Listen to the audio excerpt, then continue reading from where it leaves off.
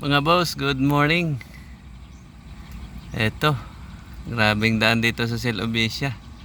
Na biyahe po tayo mga bossing, mga katoda. Maambon po, kaya ito, nakatrapal po ako. Sabi, madulas ang kalsada, ang pangit ng kalsada.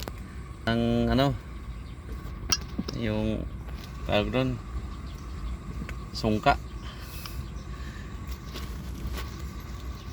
Kaya lang, tiyaga lang mga katoda, mga busing. Tiyaga lang tayo at ayan ang ating araw-araw buhay isang tricycle driver. Laban lang. Umaaraw, umuulan, malayo, malapit, pangit kalsada at maganda, laban pa rin. Ng umaga po at ito, bibiyahin na ako ulit, pabalik na ng Malis Terminal. Yan. Nakatrapal ko ako mga busing, mga katoda, kaya maambon ko po, nakakabasa pa. So mamaya alisin ko na yan, trapal na yan.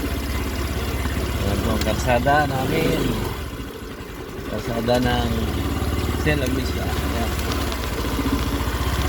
Hindi pwedeng makapagpatakbo ng segunda, laging primera.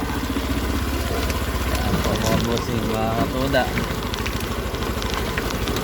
Lala po itong kalsada na dito na ganito, ayos lang.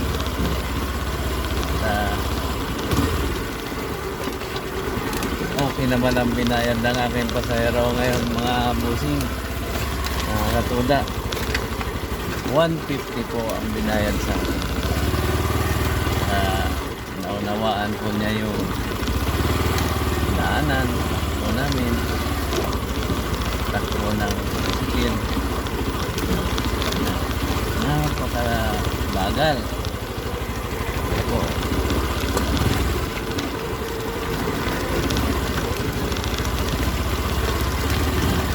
Mga busing yun.